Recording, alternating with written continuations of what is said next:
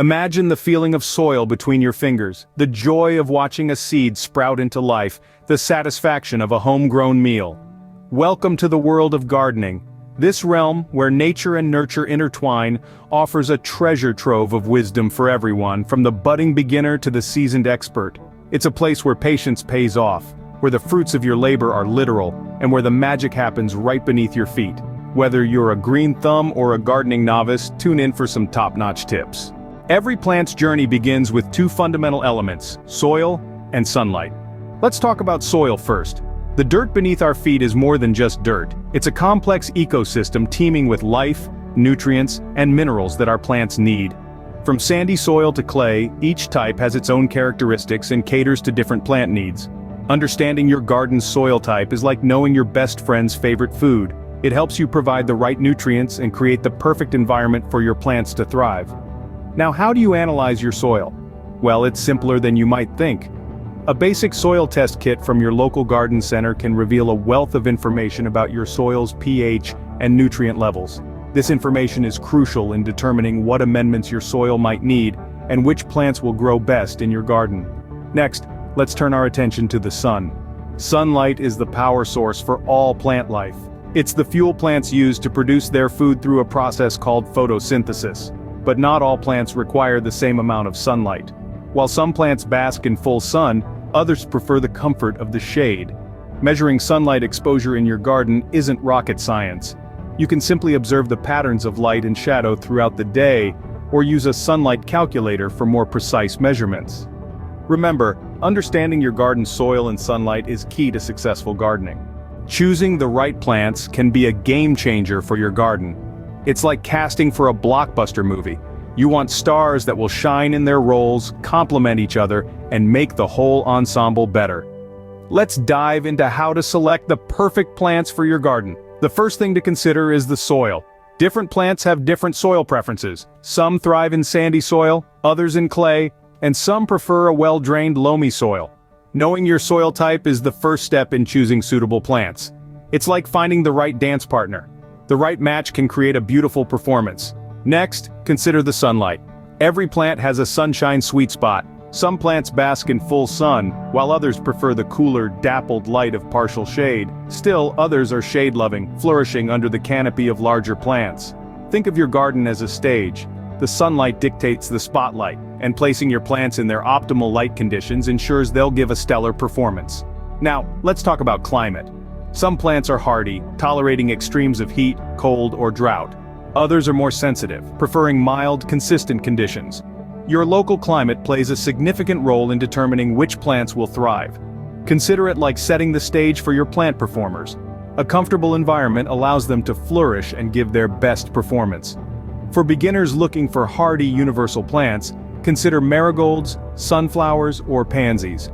They're relatively easy to grow and can add a pop of color to your garden. If you're looking for something edible, try your hand at growing herbs like basil, cilantro, or rosemary. These plants are not only useful in your kitchen, but also add a lovely aroma to your garden. Remember, it's not about creating a garden filled with the most exotic or expensive plants. It's about choosing plants that will thrive in your specific garden conditions. Like a director casting for a play, select the plant performers that will work best in your garden's unique stage. Choosing plants that are compatible with your garden's conditions will set you up for success. With the right cast of plants, your garden will be ready for its standing ovation. Water is life for your plants, but did you know that overwatering is a common mistake? Yes, too much of a good thing can turn out to be harmful. Watering wisely is not just about when and how much, but also about understanding the unique needs of your plants. Let's start with timing. The best time to water your plants is early in the morning. This allows the water to reach the roots before the sun gets too high and evaporates it. If you're not an early riser, the next best time is late in the evening. Now, how much water should you use? Well, it depends on the type of plant and its stage of growth. Generally, a good rule of thumb is to water deeply and less frequently, allowing the water to reach the deeper roots. This encourages the plant to develop a strong, deep root system.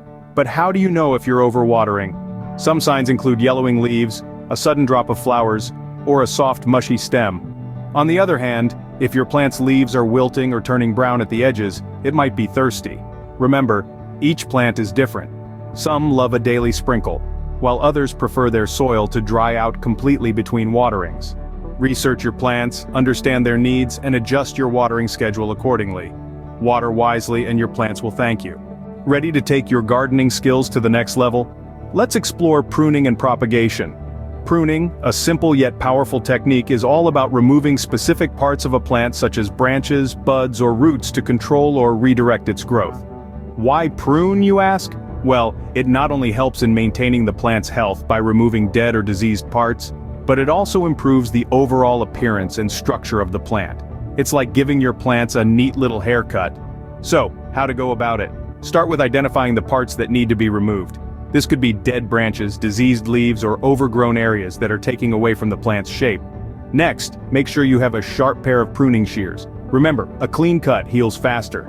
Cut close to the node, that's where the leaf or branch connects to the plant, but not too close. Leave a little stub. This encourages new growth in the direction you want. Now, let's dive into propagation. In the simplest terms, propagation is the process of creating new plants from various sources: seeds, cuttings, bulbs, and other plant parts. It's like the magic trick of gardening, turning one plant into many. If you've ever wanted to expand your garden without breaking the bank, propagation is your best friend. Let's say you have a beautiful rose bush and you want more of it. Simply take a healthy cutting from the bush, plant it in suitable soil, provide the right conditions, and voila, you have a new rose bush growing. Propagation not only helps in multiplying your plants, but it also ensures the survival of your favorite varieties. So the next time you prune, don't throw away those cuttings. They could be future plants waiting to sprout. Pruning and propagation are two techniques that can really elevate your gardening game. There's nothing quite like the joy of harvesting your own produce.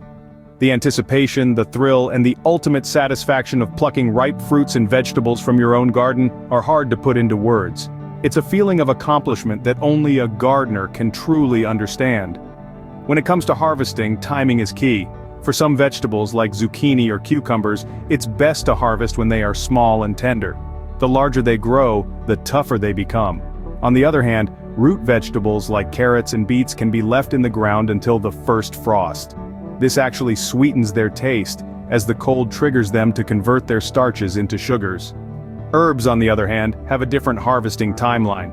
For the most intense flavor, harvest herbs just before the plant flowers. This is when the leaves are packed with the maximum amount of essential oils. And let's not forget about the immense satisfaction that comes from cooking with ingredients you've grown yourself. There's a certain pride that comes from serving a meal made with vegetables from your own garden. It's not just about the freshness or the superior taste, but also about the journey you've embarked on to grow these ingredients. In the end, all the hard work, the patience, the nurturing, it all comes down to this wonderful moment of harvest. The joy of harvesting is the sweet reward for all your hard work. Gardening is a journey, one that brings joy, peace, and a sense of accomplishment. Today, we've unearthed a treasure trove of gardening wisdom. We've learned the importance of understanding soil and sunlight, the foundation of all plant life.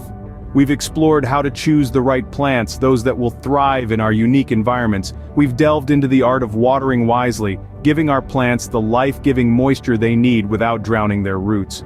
We've discovered the intricacies of pruning and propagation, shaping our gardens while multiplying their beauty. Finally, we've celebrated the joy of harvesting, reaping the rewards of our labors with a bounty of fresh produce and vibrant blooms. Now it's your turn. Utilize these tips, immerse yourself in the process, and discover the gardener within. Take your time, don't be afraid to get your hands dirty, and most importantly, enjoy the journey. Remember, every gardener started with a single seed. Happy gardening!